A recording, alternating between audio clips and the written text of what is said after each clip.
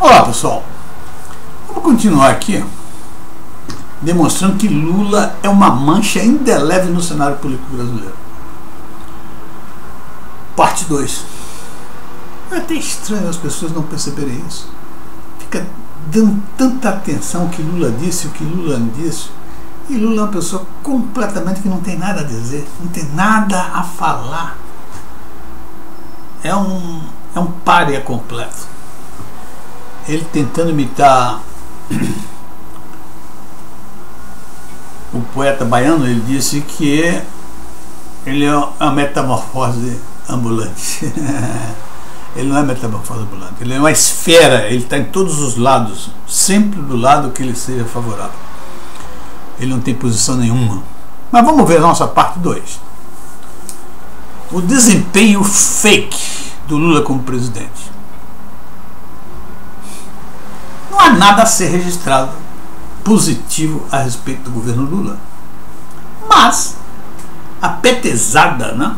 Anda falando que Lula não é só petezada, não. Eu já ouvi um ex-ministro do Fernando Henrique Cardoso dizer isso.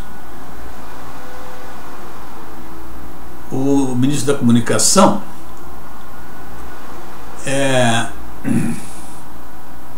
do Fernando Henrique, me passou o nome dele agora, mas ele disse isso aí, que o Lula foi muito cauteloso ao não alterar a política econômica do governo do FHC, que estava dando certo. Não é verdade. O Lula não alterou porque ele não sabia o que fazer. Imagina só uma pessoa como o Lula, analfabeto, sem experiência nenhuma, acorda de manhã e diz assim: hoje eu sou o presidente do Brasil e quero tomar decisões. Que decisões ele pode tomar? Nenhuma. O Lula ficou totalmente inibido, ficou tão paralisado que não se sabia inicialmente quem era o presidente do Brasil, se era ele ou se era o José Dirceu. Ele teve que rebolar para poder mostrar que ele é que era o presidente e não o José Dirceu. Tá certo? Então essa cautela do Lula não é verdade.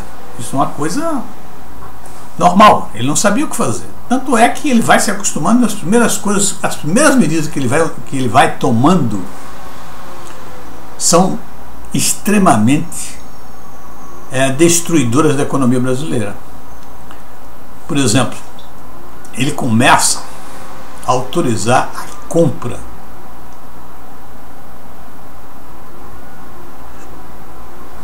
de petróleo no mercado internacional e vendendo aqui dentro gasolina a preços muito baratos. Por quê?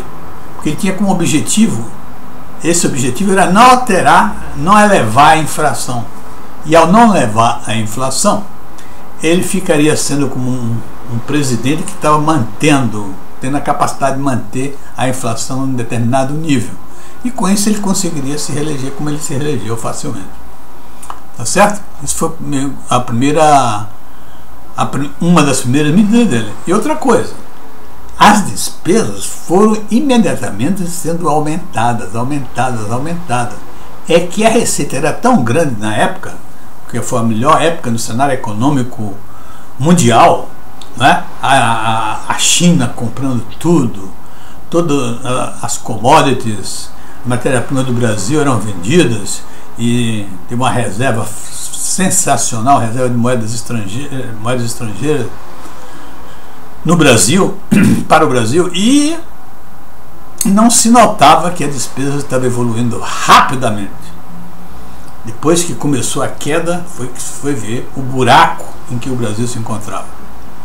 Muito bem. Crescimento econômico. Evidentemente, o Lula substituiu o governo FHC, que sofreu 4 crises internacionais apavorantes.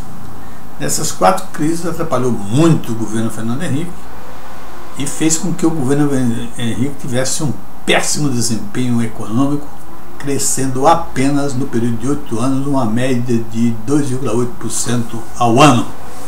Ora, Lula, pelo contrário, como vimos aqui, cresceu no seu período de 2003 a 2010 4% ao ano, quer dizer, muito melhor do que o governo Fernando Henrique. Vamos analisar um pouquinho para saber isso, para saber que isso é uma fake news. Evidentemente, quando você está fazendo uma análise, o índice histórico não representa muita coisa não. E nesse caso especificamente, quando você quer comparar o governo de um determinado período com outro período, a melhor maneira de fazer isso, no caso de um país, é você comparar, e no caso de empresas também, você comparar com os seus concorrentes e ver o que foi que os concorrentes fizeram na mesma época.